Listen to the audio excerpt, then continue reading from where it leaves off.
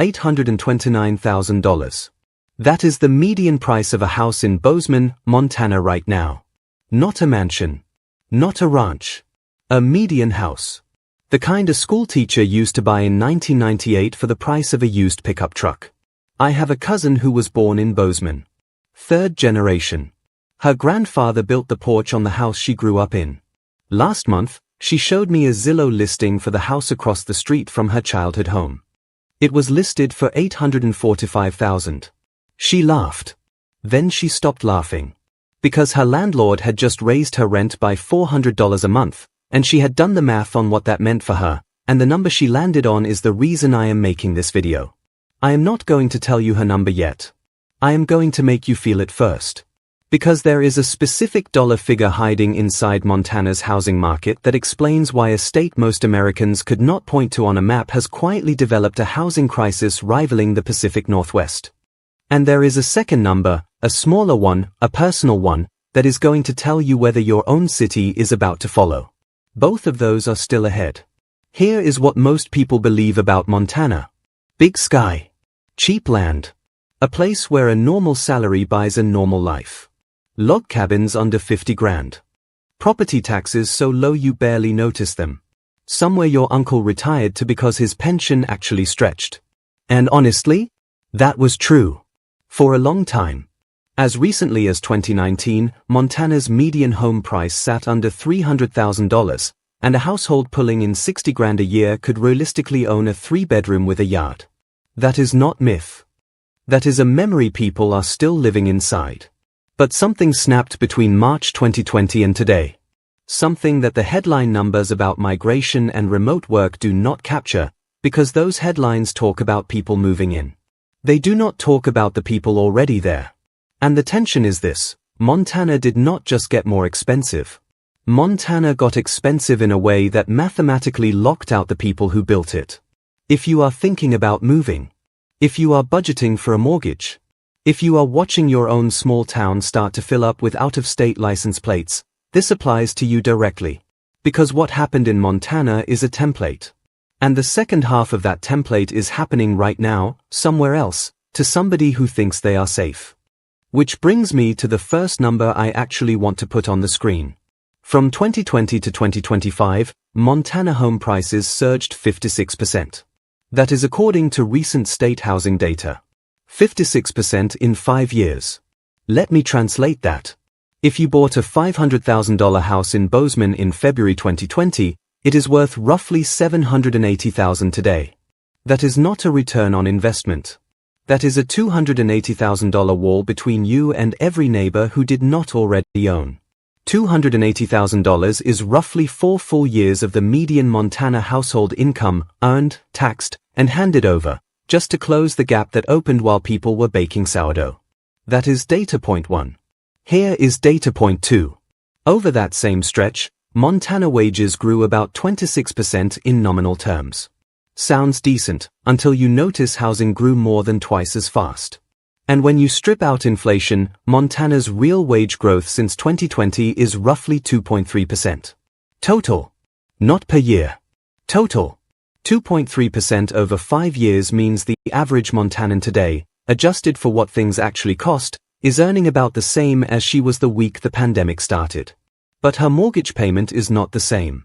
Her mortgage payment is on a house that costs 56% more. Data point 3. My cousin, the one from the intro, texted me a photo of her rent notice. Her 1-bedroom in Missoula went from $950 a month in 2020 to $1,550 in 2026. That is a 63% increase in her rent. On the same apartment. Same carpet. Same broken dishwasher. Her text said, quote, "I make $11 more an hour than I did in 2020 and I have less money at the end of the month than I did when I was 24. End quote. Almost half of Montana renters, 4 to 6.6%, are now officially cost-burdened, meaning more than 30% of their income goes to rent. 1 in 2. Sit with that. If you lined up every renter in Montana and asked them to raise a hand if their landlord owns them, half the room goes up.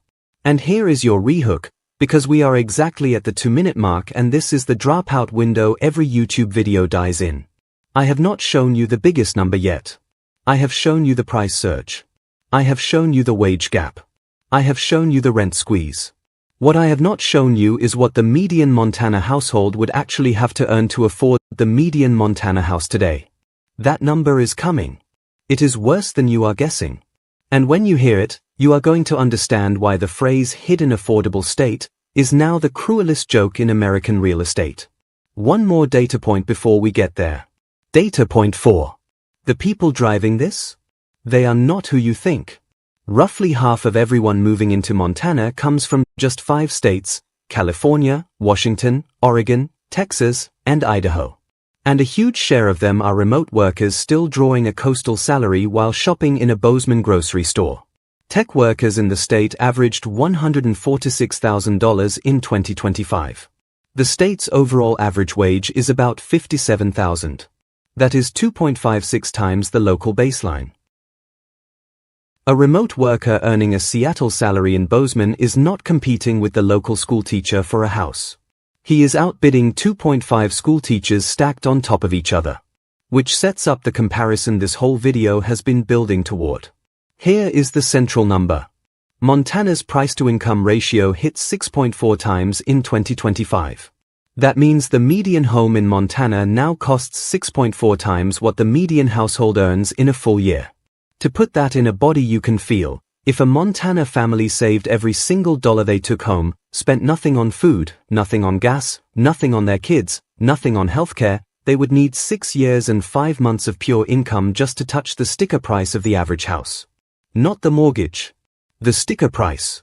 Now compare that to states everyone assumes are in crisis, like Washington or Colorado.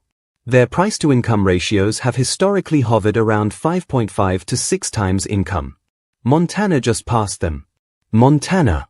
The state whose entire brand was affordability. The state that in 2019 sat comfortably in the middle of the national pack. Let me put those two numbers next to each other in something more human. In Colorado, a household earning the median wage needs roughly 5.5 years of gross income to match a median home price. In Montana, that same household needs 6.4 years. The difference, almost a full year of a person's working life, is the tax Montanans now pay for the privilege of living in the state they grew up in. That is nearly a year of somebody's 40s. A year of birthdays. A year of soccer practices. A year of paychecks that vanish into the same 4 walls. And remember the $829,000 Bozeman median from the top of the video? Here is the partial callback. That house, at Montana's median household income of roughly $72,000 a year, would take a family more than 11 years of gross income to match. Not 6.4. 11. Bozeman is not Montana's average anymore. Bozeman is a separate planet with a Montana zip code. Here is the translation that hurt me the most when I ran it. A Montana school teacher earning around $50,000 would need to work, full-time, no taxes, no rent, no food, for over 16 years to buy the median Bozeman house in cash. 16 years. That is the entire span of a student's life from kindergarten through the end of high school. A teacher would have to teach an entire generation of children, from their first crayon to their graduation cap, without spending a single dollar to afford the house across the street from the school she works at. My cousin's text, the one I did not read to you yet, said this. I think I have to leave. 3 months ago she started applying for jobs in North Dakota. But there is still one number I have not given you. The most personal one. The one that tells you whether your city is next. And it is not a Montana number at all. Okay. Let's Steelman the other side. Because someone in the comments is already typing it. This is just supply and demand. Montana is beautiful. People want to live there. Prices went up because the state is desirable. That is capitalism. The locals should sell, take the equity, and move somewhere cheaper. Also, remote workers bring tax revenue, they fund schools, they open businesses, they raise the whole tide. Bozeman has better restaurants now. Missoula has a real coffee scene. Property tax receipts are up. Everyone wins. And here is the rehook right at the 5-minute mark, because I need you to stay for the next 30 seconds. That argument sounds airtight. It is not. And the reason it fails is a number that is going to change how you look at every gentrifying city in America, including the one you live in. Watch this. The Steelman assumes locals can just sell and win. But 80% of Montanans are already stretched, and only homeowners get the equity payout. The other half, the renters, the 4 to 6.6% who are cost-burdened, get nothing. They do not sell a house. They receive a rent increase. They do not cash out. They cash out of the state. Between 2020 and 2025, while 35,000 people were moving into Montana each year, thousands of working-age Montanans were quietly leaving for North Dakota, Wyoming, and Idaho, chasing the affordability their own state used to have. The equity story is real for one Montanan. The eviction story is real for the one standing next to her. And that is not a rising tide. That is a bucket being poured from one side of the pool to the other. Which means the real question is not whether Montana got richer. It is who exactly is holding the money now. Zoom out. Because Montana is not the story. Montana is the warning label. What actually happened is this: a state with a low nominal cost of living got flooded with people carrying high nominal salaries from somewhere else. The salaries did not adjust down to Montana. The prices adjusted up to the salaries. And the locals, whose paychecks are still calibrated to the old Montana, got caught inside a market that no longer prices for them. This is happening in Boise. It is happening in Asheville. It is happening in Chattanooga, in Bend, in Sarasota, in Knoxville. Any small city with mountains, coffee, and Wi-Fi is on the list. If your city has been called the next Austin in the last 3 years, you are on the list. So here is a 3-number framework you can actually use. Write these down. Number 1. Take your city's median home price. Divide it by your household's gross annual income. If that ratio is above 5, you are in a market that is pricing you out and you may not have realized it yet. Montana hit 6.4. Number 2. Look at your rent as a percentage of your take-home pay. If it is above 30%, you are officially cost-burdened by federal definition. 4 to 6.6% of Montana renters are already there. Number 3. Check the top 5 states sending new residents to your city. If more than a third of them are coming from places with average incomes double your local average, your housing market is about to get repriced, and your paycheck is not going to catch up in time. Montana's average incoming wage from tech alone hit $146,000. The locals were earning $57,000. Run those 3 numbers tonight. Because there is one last figure I promised you at the top of this video. The most personal one. The one my cousin calculated on the back of an envelope in her Missile kitchen. The one I said would tell you whether your own city is next. Here it is. Montana did not get expensive. Montana got imported. That is the sentence. Screenshot it if you want. Because every number in this video points to the same conclusion. The state's price tag did not rise because Montanans got richer.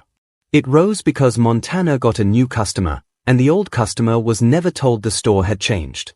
Now let me close every loop I opened. The Phase 1 hook, that $829,000 Bozeman median. That is the current price. 5 years ago, it was around $500,000. 10 years ago, under $300,000. The house across the street from my cousin's childhood home, the one listed at $845, was purchased in 2014 for $262,000. The seller today is a remote software engineer from Palo Alto who bought it in 2021 for $490,000 and is now cashing out a $355,000 gain, tax advantages included. My cousin's family, 3 generations deep in that neighborhood, will not be the buyer. The second, personal number I promised you, the one my cousin scribbled on an envelope, was this. To stay in Missoula, in the same 1-bedroom she has rented for 7 years, she would need to earn $92,000 a year. She currently earns $49,000. The gap between what her city now costs and what her career pays her is $43,000 a year. That is her price of home. And in 3 months, she is not paying it. She is leaving. That is the number. That is what the locals couldn't keep up actually looks like in a checking account. And here is the tease. Because there is a state on the exact opposite end of this story, a state where locals are watching their neighbors leave for the opposite reason. A state where the median home costs less than a new pickup truck, where wages have grown faster than housing for 4 straight years, and where the biggest employer in the entire economy is something you would never guess. The number attached to that state is $17,000. I will tell you what it means in the next one. Now the discussion question. In the comments, tell me your city's price-to-income ratio using the framework I just gave you. Median home price divided by your household income. If you are above 5, tell me where you live and how long you have been there. I want to see the map. I want to know who is next. And I want to know if the number that scared you the most in this video was 6.4, 43,000, or 16 years of teaching. I already know which one broke me.